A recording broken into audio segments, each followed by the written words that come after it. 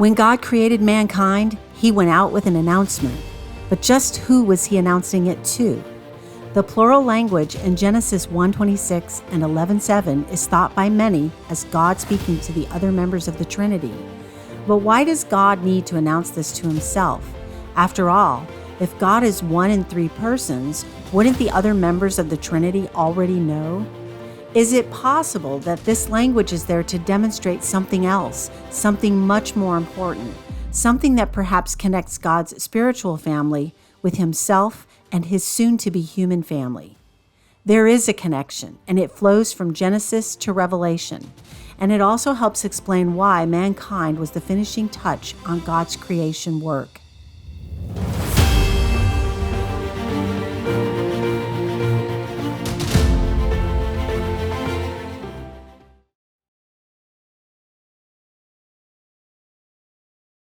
So Dr. Heiser, Psalm 82 got us into the idea of God having heavenly sons and children before he created humans. Is there a relationship between God's heavenly and earthly families? Yeah, I think there is, and I think the easiest place to probably start with that is Genesis 1, 26 and 28, or through 28. Let's just take a look at that and read it. This is a real familiar passage, but there's a lot of stuff going on here. Then God said, "Let us make man," or some translations would have humankind better, "in our image, after our likeness, and let them have dominion over the fish of the sea, and over the birds of the heavens, and over the livestock, and over all the earth, and over every creeping thing that creeps on the earth." So God created man in his own image. In the image of God he created him, male and female he created them. And God blessed them, and God said to them, "Be fruitful and multiply, and fill the earth and subdue it, and have dominion over the fish of the sea, and over the birds of the heavens, and over every living thing that moves on the earth."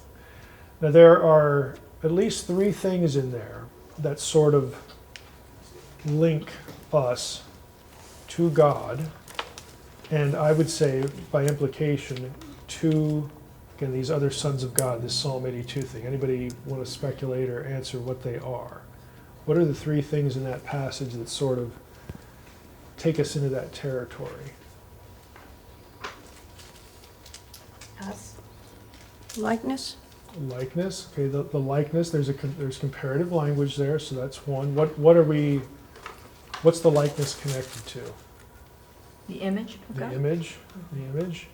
What's strange about the imaging language? There's something that sort of sticks out as, like, what? You read that again? Our. Yeah, the plural language, Our us image. and our. Yeah.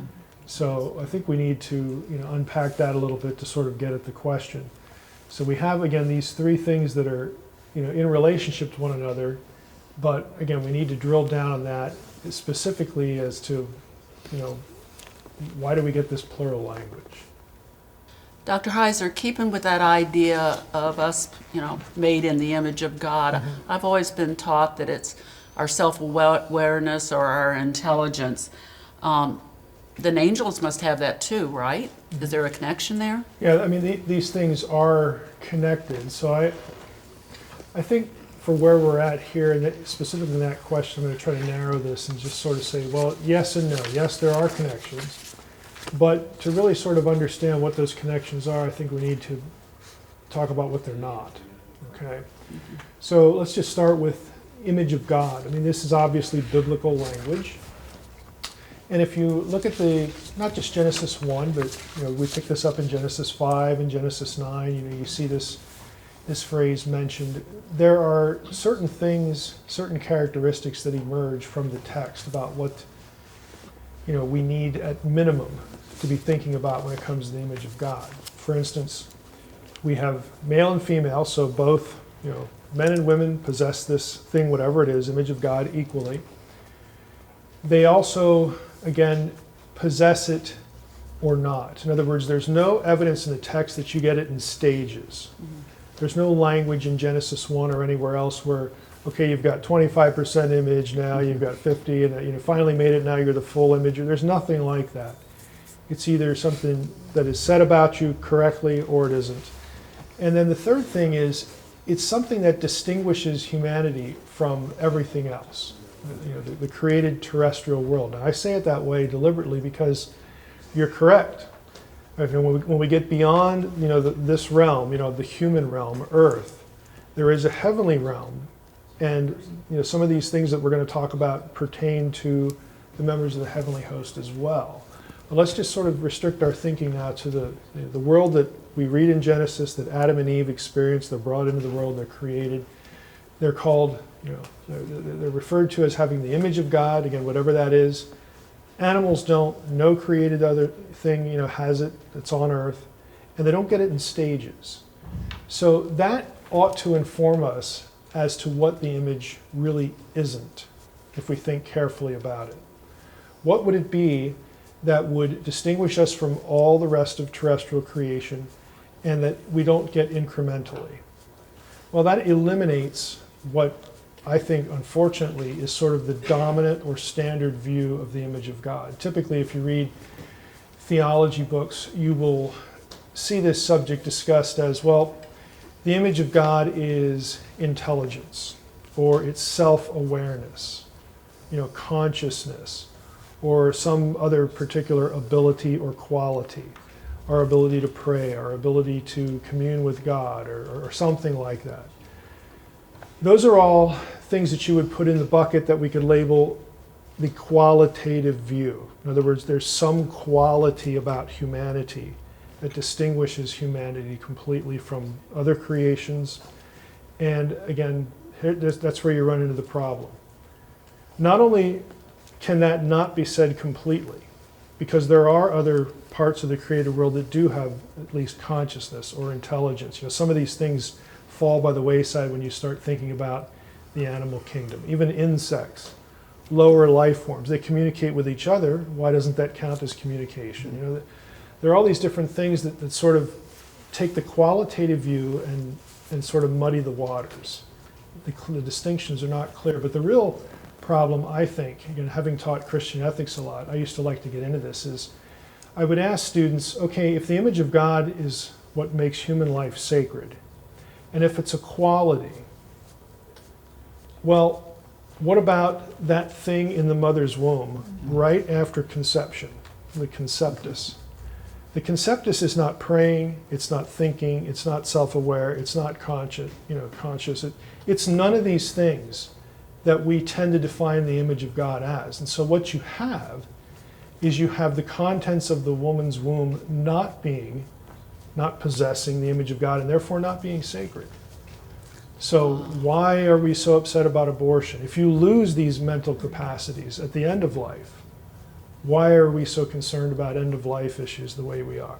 And you could get into that discussion with students, and they pretty quickly, come to realize that, yeah, I'd probably lose this debate, if someone was approaching the problem, of whatever ethic abortion, okay, from this angle. If I'm defending the sanctity of human life on the basis of the possession of a quality and calling that quality the image of God, all those things are like connected with having brains. It breaks down pretty quickly.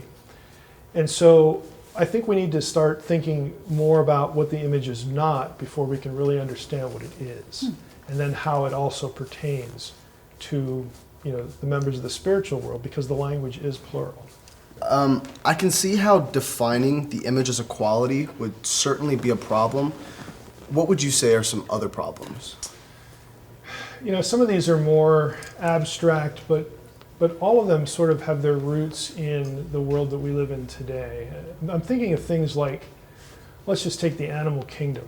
I mentioned before about how insects communicate with each other, and that's communicative ability, which takes some kind of intelligence. All right, so that makes us drift into that quality, the quality of intelligence, as being a problem. But some would object, well, that's not animal to human communication, so it doesn't count. Well, there are instances where animal cognition and communication has been established on a pretty primitive level, but it nevertheless still is. Coco the gorilla knew several hundred signs and could combine them independently. In other words, Coco wasn't trained to assemble the signs every time the way that somebody told her to do. I mean, there was actual genuine communication through sign language with a gorilla, okay? Even parrots, Alex the parrot is kind of a famous example that could do this. So you have certain problems in the animal kingdom. Remember, again, this is supposed to be something that makes us unique, whatever the image is, that isn't shared, okay, by other members of the terrestrial creation. What about some of the stuff that we create ourselves? I mean, in our day and age, artificial intelligence is a big discussion. So I realize there are problems with defining what intelligence means and all that, but let's just speculate and say we get to some point where we create a machine that either can mimic consciousness, or the people who are into this actually want to sort of achieve it in some way, as soon as you have an independent thought. I mean, Deep Blue was thought to show some of this when it beat Garry Kasparov in chess, because it did something that was unanticipated, a chess move, which was what rattled him. So if we go well beyond that, which that was how many years ago, what if we achieve this? So does that thing we create, that artificial intelligence, if that's what the image of God is, this quality, well then that has it too. And that renders that definition obsolete. What if there really are aliens somewhere? Again, we're speculating here, but what if there's an intelligent alien life form, a life form that isn't human, but again has some of the qualities we have, or even has them in a superior way? There are a lot of people who are troubled by the whole could there be aliens question for precisely this reason. Because if there are, that means the Bible is wrong. How? The Bible doesn't say anything about aliens. Well, it's wrong because they have the image of God and we're the only ones that are supposed to have that. Well, that assumes a certain definition, and for those people it destroys their theology because they've defined the image of God as a quality. And what I'm suggesting is we really should not do that.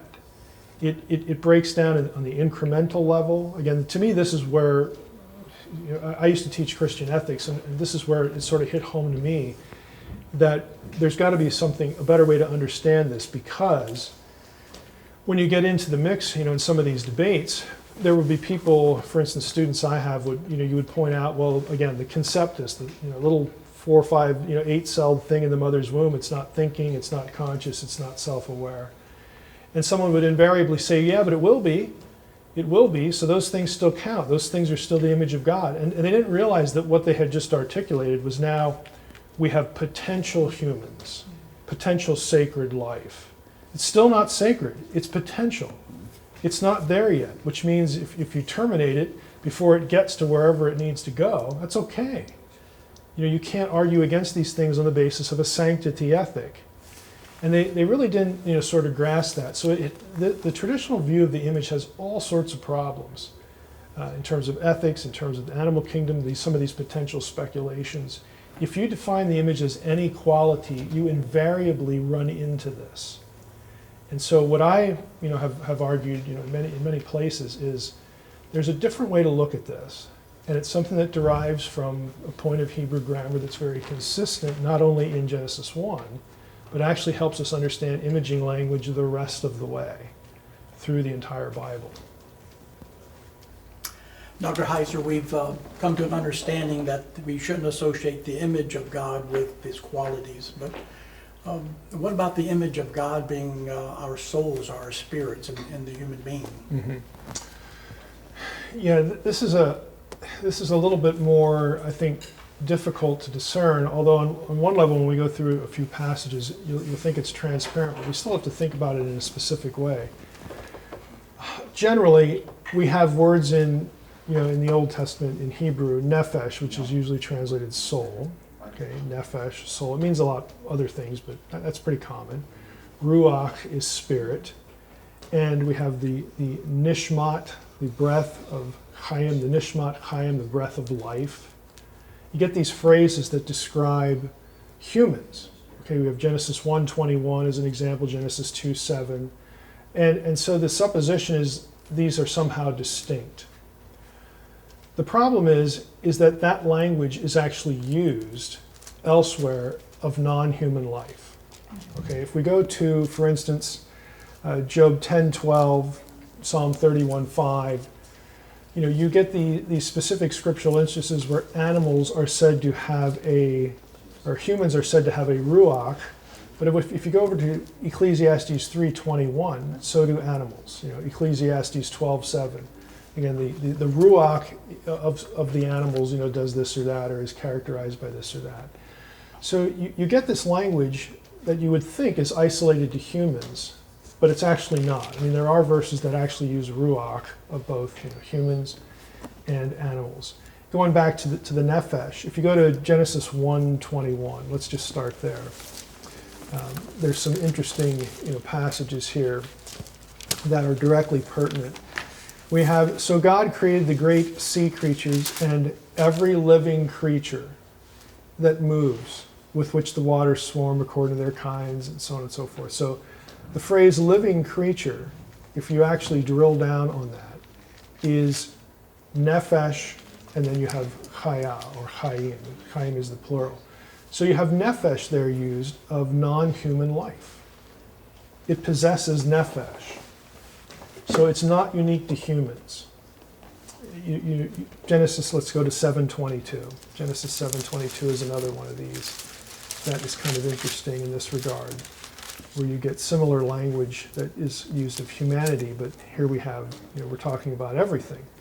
So everything on the dry land in whose nostrils was the breath of life died, because we know it's not just humans, it's more than humans, because the prior verse says this: all flesh died that moved on the earth, birds, livestock, beasts, all swarming creatures that swarm on the earth, and all humankind. Everything on the dry land in whose nostrils was the breath of life died. Well, in whose nostrils was the breath of life, that's the nishmat chaya, which is the same phrase as you find in Genesis 2:7, where God breathes the breath of life into Adam. Okay, some of these other things, they have the same thing, is the point. What these phrases really mean, nephesh, nishmat chaya, the spirit in a human or an animal, it really refers to the kind of like the animate life force. Okay, the plants aren't described this way, but animal life forms are, just generally in the Hebrew Bible. So that's why the notion that we can define the image by these specific terms and these specific phrases, again, doesn't work. Because if we're going to do that, then we've either got full or partial image of God related to animals, which nobody, to my knowledge, wants to argue, and really you can't because of Genesis 1:26. Let us create humankind, in our image. So it really breaks down again. So we don't have a distinct quality. Okay, we don't have, again, we're ruined in the qualitative view by the incremental problem. And now we can't even rely on these sort of inner life terms, because they're also used of the animal kingdom. Remember, the three things that we need are humans have it exclusively. It's what makes them unique. Male and female, it's equal. And again, it's not incremental. And so all of these things that you'll find typically discussed in theology books really don't work very well, which I would say is a problem. It seems like we're running out of options. So how would one define the image of God? Yeah, it would seem that way. Unfortunately, we are not out of options. If we go back to the phrase, let us create humankind, and then we have the little phrase that we typically translate in our image, or in the image of God. He created them. So in Hebrew, it's just a simple preposition. It's be, attached to a noun, tselem, which means image, so in the image. Believe it or not, that actually is important.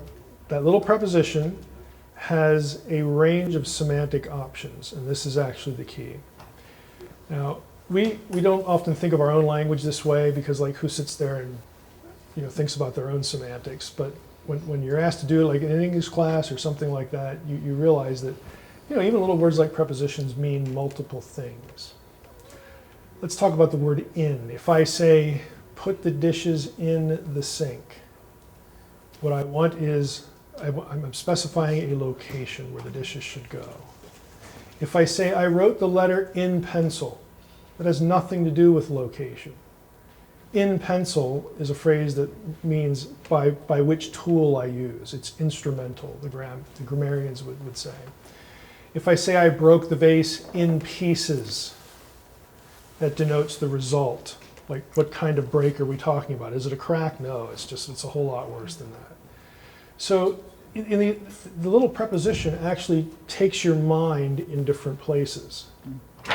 If I say I work in medicine, I work in education, I work in accounting. Okay, that doesn't necessarily describe one particular task. It describes a field. But within that field, you have lots of different activities, lots of different roles, lots of different functions. I work in medicine can mean I work as a doctor, I work as a nurse, I work as an LPN, I work as a PA. These are my roles, okay? That's actually how we need to understand, B'Tselem, in the image of God. Think of it as a verb. So, God created them as his image, or let us create humankind as our image, to fulfill a specific role. If we look at the phrase image of God that way, we're not talking about a quality, we're talking about a status. We're talking about this is the reason why you're created. You're created to fulfill a specific role, do some specific tasks, and ultimately, since it's as God's image, we are created to be essentially God's representatives, God's proxies on the planet, both in relationship to each other and in relationship to anything God wants done. So it really speaks of a status or a role, not a specific quality, which is important because if the image itself is a status or quality, it doesn't matter how old that human being is. It could be a few days old, it could be 100 years old. The status, the role, the function, the purpose is still what it is. So all life, all human life is sacred. No other member of the animal kingdom, can displace us from this role. It is something said of only humans. So who cares if there's an alien out there somewhere that's really smart? Okay? That alien is not God's proxy on earth. Okay? Who cares if we invent artificial intelligence? We are God's proxy on earth. It solves these problems. But more importantly, we're not just looking for a view that solves the problems that we have. This is something in Hebrew grammar called the bet essentia, or the bet of predication. And grammarians do this kind of thing. They look at the language and they come up with categories. And in this case, it means exactly what it is. This is the role of the preposition that tells you and denotes function. So it's a known grammatical phenomenon, a grammatical category in the study of the Hebrew language. So it's exegetical. Okay, it's not something contrived or made up. It's something that we get from a good understanding of the grammatical possibilities of the text. And the wonderful thing is it makes sense in the context. And again, it addresses these other problems. Is that why the image statement is followed by commands? Yeah, I think that's exactly why. And that's why, again, the view makes sense that if the image is indeed a status or role, or you're going to function as my proxy, well, it would certainly make sense for God to tell them, okay, look, here's what you do.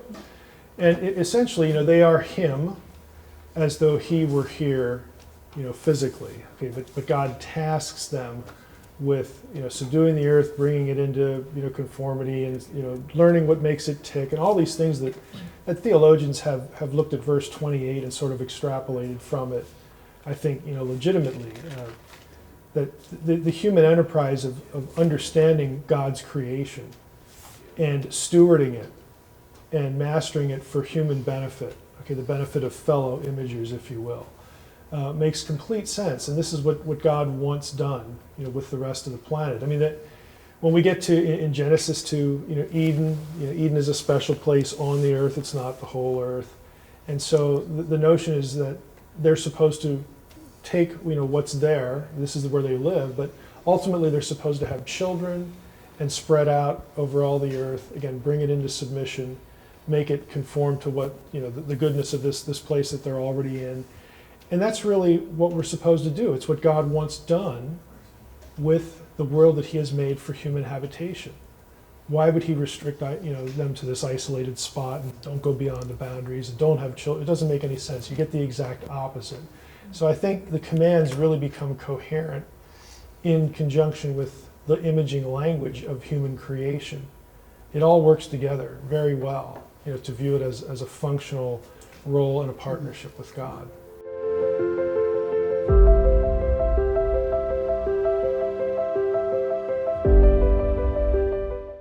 What does that have to do with the plurals? What about that? Yeah, back to the plural language, which we haven't really drilled down into to this point. The plural language, let's just talk about what it's not, first of all. So we have a situation where I'm suggesting and arguing that the imaging language refers to a status. This is what the image is. Let us create humankind as our image. And so God, notice it switches back to singular. God created humankind as his image. Male and female, he created them. He created, not a bunch of other creators. So what we're not talking about with plurals is we're not talking about multiple creators. Okay, the plural language doesn't indicate that we're created by a bunch of members of the heavenly host. Okay, there's only one creator in biblical thought, biblical theology, and that is the God of the Bible. So that's not, we can wipe that off the table. We're not talking about some sort of polytheistic notion of plural gods getting to create individual groups of humans and whatnot. There's another issue here, though. We typically want to view this in Christian tradition, and here we go back to the tradition and context, butting heads. Well, this must be a reference to the Trinity. Okay, the Trinity. That takes care of the plural language. Well, why would God, just think about the passage. God said, let us create humankind in our image. Why is God announcing this to the other members of the Trinity? Wouldn't they already know? In Orthodox Trinitarianism, all three members of the Trinity are co-eternal. They are co-omniscient. They never learn anything. They're never, in need of anything like this. There's no priority one existed before the other. They're all co-eternal and co-omniscient. So right out of the gate, it just seems odd if this is the Trinity, why God would have to say this. What would the point of the language be? And again, what I'm suggesting is God creates humans with a status. He shares his attributes with them so that they can accomplish that status. They can do what he wants them to do. But the plural language is really strange. There's another passage where this occurs. We should look at that because I think this is equally strange. There's one other passage in Genesis where you get the same kind of language that you find in Genesis 1:26, and that's Genesis 11. And this is the Tower of Babel story. And we know the story well enough, I don't have to summarize all of it. But while the humans are building the tower, we hit verse 5 and it says, and the Lord, and in Hebrew it's Yahweh, the Lord came down to see the city and the tower, which the children of man had built. So God comes down to earth to get a view of what's going on. It's a simple verse, very transparent. And the Lord said, behold, they are one people, and they have all one language. Of course, you wonder who he's talking to. Because again, if the other members of the Trinity are there, why is he having a conversation, like with himself? But they're one people, they have all one language. This is only the beginning of what they will do, and nothing they propose to do will now be impossible for them. And here's verse 7. Come, let us go down. So there's the let us language.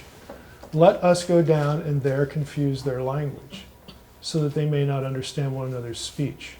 Well, now, wait a minute. Let us go down. He's already down. Okay, he's already there in the scene. So you'd think he, by making this comment, this command, or this request, he's asking other entities who aren't down to join him down there. Again, if it's the Trinity, they're already there because it's the Lord. Okay, so right away, if we sort of infuse Trinitarian thinking into this, we come up with some fairly awkward understandings or questions that it generates. I'm not saying that we shouldn't, be thinking about Trinity in the Old Testament. I do. I'm one that believes that you actually have a Godhead, the theology of a Godhead in the Old Testament. I just don't think Genesis 1:26 or Genesis 11 are places where that's taught. What I think is going on here is much simpler, actually, and people are not used to hearing it this way, but it actually is simpler. Let us create humankind as our image. God is announcing this to somebody. Well, who's there before humans are created? It's Job 38. The sons of God are witnesses, okay, to the creation of the foundations of the earth, which of course precedes human creation. They're the ones that are around. So he's announcing to his supernatural family, his heavenly host, let's do this. I have a good idea. Let's do this. And then he spells it out. In grammar, we call this the plural of exhortation. And what's interesting about it is I'm a lone individual. God is a lone individual here speaking to a group.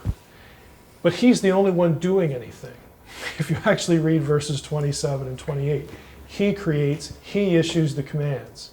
Nevertheless, it starts out with this announcement. So the illustration I like to use, if I say, hey, let us go get pizza, okay, or let us go have lunch. And I'm announcing that to a group of friends. But then when it plays out, we go in my car, I pay, I pick which kind of pizzas we're going to have, but everybody else gets to participate by eating. Okay, that's essentially what you have going on here. God announcing to a host what his intentions are, and then he proceeds to accomplish his goals. Now, it's still plural, so we still have to ask the question, why? What does this denote? We sort of know what it really doesn't denote, but what does it denote? And my answer to this is again, I think, fairly straightforward. God, by using this language, in some way creates some kind of relationship. There's something similar between him, humans, and the rest of the bunch, the host that he's speaking to. The plural language somehow connects all three. So the question becomes, what connects us? How are we connected? What does the connection mean? And here's my suggestion, and I think it's borne out in other passages. We, as human beings, are created as God's proxies on earth. We are his children, and he expects us to be partners with him in doing things he wants done in this world that he has created for us. Precisely as he is the father of his supernatural children, the sons of God, and they serve him in the spiritual realm and assist him in doing the things he wants done in that realm. So the plural language actually creates a mirroring, a symbiotic relationship. And this is where we get the concept of as in heaven, so on earth. God has a family here. He has participants with him doing things he wants to. Let's face it, God could do everything that's done by himself if he wanted to, but he doesn't do that. He creates family and partners here, and he's doing exactly the same thing on earth. So it creates this relationship. And that relationship between what God is doing in heaven and what God wants to do on earth, those are parallel tracks that flow through the biblical story really the rest of the way to the book of Revelation. Because God has reasons for why he wants a human family. And he comes to them, so he brings his presence and his entourage with him to earth. And this is what God wants. God wants to dwell among his human creations. From the very beginning, of course, we know that just sort of blows up, but God never gives up on the plan, and he pursues that until the end. The end of the story, the book of Revelation at the very end, looks an awful lot like Eden. That's intentional. God is going to have his way. He's never going to give up on the original plan. Heaven will come to earth, and we will be together. It's the story of Genesis, and it's the story of Revelation. And this language, from the very beginning, as soon as humans appear on the scene, the relationship is created. Okay, the link is created between the heavenly realm and the earthly realm, God's heavenly family and God's earthly family. I think that is why the plurals are there, to telegraph the relationship that exists and that is going to flow from that through the rest of the Bible. Are there any more examples in the Bible where members of God's council or his heavenly host help to make decisions or participate with him in decisions? Yeah, there are several. We've already even mentioned one, 1 Kings 22, 19 through 23, the Micaiah story, where God has decreed that it's time for Ahab to go, and then they have this little debate. One said one thing, one said another, and the Spirit steps forward, and God says, yeah, that's going to work, because Ahab's an idiot. So, there's that, so that God allows this participatory back and forth to go on to decide how Ahab is going to die. God has already decreed that he has to go, but he allows his servants in heaven to have input into the procedure, how we're going to do this, how we're going to accomplish God's will. And if they'd have come up with something really dumb, God can step in and say, no, that's not going to work. Somebody else have a better idea. You also get this, Daniel 7 is pretty clear. This is, again, a divine council scene. We have the Ancient of Days seated on his throne. We have other thrones, and it's plural, set in place. Because Daniel 7, when you transition out of verse 8, the first 8 verses are about the 4 beasts, which represent 4 empires. And so the council meets to decide the fate of those empires. And so we have God there, we have these other thrones there. This is when the Son of Man, shows up, of course, which is a very important figure, very significant as far as what the Bible tells us about Jesus and a Godhead and so on and so forth. But we're not going to get into that at this point. When you have this situation, you have a throne room scene. You have essentially a council or court, because the 7:10, Daniel 7:10 actually says the court, the council, was seated and the books were opened. They're going to render judgment. This is actually part of a much wider theme in the Old Testament, where you have these sort of legal or courtroom proceedings scenes with God, playing some role, or in some cases all 3 roles, the judge, the prosecutor, and the jury. But in other passages like this one, you have some sort of participation. There's a basis for judgment, and the court or the council sits, opens the books, and they're going to, participate in rendering the verdict. You get this in Daniel 4. This is a little more obscure. I'm going to read a verse or 2 here. But this is the Nebuchadnezzar passage, which, again, makes for good preaching and makes for good Sunday school teaching, because it's kind of funny, that a watcher, a holy one, comes to Nebuchadnezzar and gives him some bad news. So he has a heavenly visitation. Basically, he says, you're going to eat grass for a while, you're going to go insane, you're going to look like an animal and live like one because of your arrogance.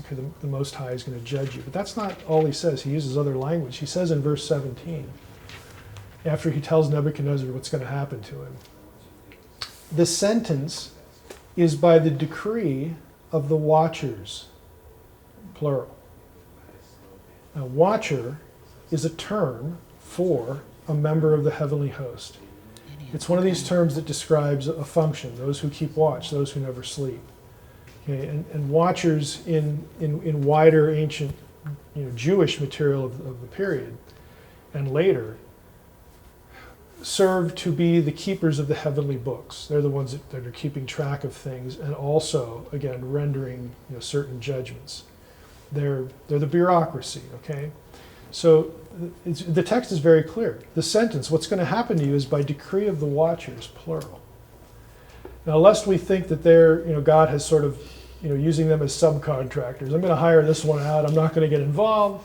No, that's not the case either, because you go down to verse 24 and you read this. This is the interpretation, O king. It is a decree of the Most High. So you have 2 verses. One says what's going to happen to you is by decree of the watchers, plural. The other one says it's by decree of the Most High. Well, which one is it? And the answer is, yeah. I mean, you don't have a rogue bunch or an independent bunch of heavenly beings deciding what happens on earth. They're working for and with God. So that's why you get both sides of this. But what it suggests participation.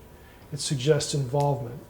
At God's discretion, members of his heavenly host to actually get things done that he wants done, in his plan. Does this all mean that God needed a council? No. I mean, God doesn't need anything. So I don't use that terminology because it's kind of obvious God could do whatever he wants at any given point by himself. So God doesn't need anything. That vocabulary I think we're rightly sensitive to because it sort of implies, some kind of deficiency, in God, that he would be incomplete, without a counsel or without, something else. But I like to approach this issue this way. while we're wondering, does God need a counsel? And again, that's a very natural sort of impulse, question to ask, or even an objection on the part of some. They could just as well ask, well, does God need the church? Does God need us? Does God need believers? And the answer is no, God doesn't need anything. He doesn't need the church, but yet we are the church. He doesn't need believers. I mean, if God could just as well say, okay, the Great Commission thing is kind of going slow. I'm just going to stop it right here. I'm going to do everything else and we're done. Okay, end of story. And he could have done that at any given point. But God doesn't choose to do that. We are, again, his disciples. We are his imagers.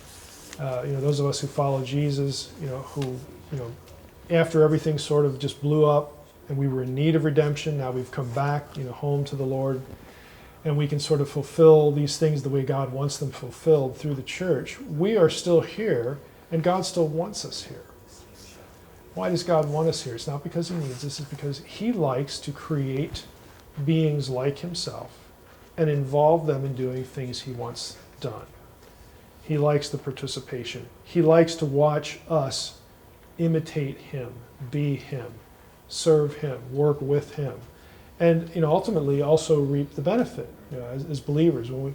There's a whole, this opens up a whole vista theologically about the importance of our destiny, where we're going to end up, rewards, all these sorts of things that we think about with the new heaven and new earth. They're all linked, to this idea. So we shouldn't be thinking of need. We should be thinking of the blessing that God has decided to involve us, and lets us do that. Lets us enjoy that, and he enjoys us when we do it. So, Doctor, how does all of this help us to live our Christian lives? It's a good question. I think we could sort of bottle this in this way, that if we would begin to look at not just the people in our church or the people in our family, but just everybody as fellow imagers. If we did this, there would be no place for things like abuse of power, either at home or at work or in some other setting. Racism would be the ridiculous thing that it ought to be. Again, if we just looked at every other human being as having the same status that we have, at least potentially. All humans, are the image, but we're estranged from God because of sin and the fall. So God still looks at them as his imager. They don't lose that. Humanity didn't lose that in the book of Genesis. After the fall, for instance, in Genesis 9:6, when God says, to Noah and his descendants, look, whoever sheds man's blood, by man shall his blood be shed, because in the image of God made he man. It's referring to people that would yet come. So we don't lose the status as individuals post-fall that are unredeemed, but we can't possibly fulfill this role, this status. We can do things to like creative ability and the way we treat each other, but ultimately it's the believer who's been brought back into the family of God that's made aware of what imaging means, that should be the catalyst to sharing that view of God, that view of the Christian mission, that view of just general purpose in life. This is what God wants for every human being. So if we could begin to just think on those terms, practically speaking, it ought to control the way we behave toward each other. And that alone, I think, is a significant thing. There are other ways too. How do we run our business? We're here to make money, yes, but is the end goal our personal accumulation of wealth, or is it to make life better for other imagers? How do we do, you could fill in anything, the enterprise of education or science or any meaningful occupation. We do talk about it being done to the glory of God, and that's good, and this is part of it. Part of that is thinking, well, how do we glorify God in what we do? It's to enhance, again, the kinds of relationships between fellow imagers that God would want. It's to treat each other according to God's good character, because we are his replacement on earth. We're supposed to give him a good reputation. People are supposed to look at us, and if we're imaging God, they know what God is like. And if we live this way sort of intentionally, we sort of woke up with this thought in our heads at some point in the day, I think it would change, again, the way we not only behave, but sort of the way we look at life generally. So I think it's a really important principle that comes out of this very theological concept that's really helpful. We, as human beings, are created as God's imagers, His proxies on earth. We are His children, and He expects us to partner with Him to accomplish the things He wants done in this world that He created. He is also the Father of His supernatural children, sons of God, and they serve Him in the spiritual realm to accomplish the things He wants done in that realm. The plural language in Genesis creates a symbiotic relationship between what God is doing in heaven and what God wants done on earth. They are parallel tracks that flow through the Bible from Genesis to Revelation. God has reasons why He wants a human family, so He brings His presence and His entourage with Him to earth. God wants to dwell among His human creation from the very beginning. Even when the plan goes awry, He pursues us to the very end, never giving up on His original plan. As we begin to look at all human beings as fellow imagers, we will discover that there is no place for inequality or abuse of any kind. Although mankind is estranged from God because of sin and the fall, He still sees us as His image. As believers, we have been brought back into the family and serve as a catalyst for sharing the gospel message to a lost and dying world. In the end, God will have His way. Heaven will come to earth, and all of God's family will be together. It's the story of Genesis, and it's the story of Revelation.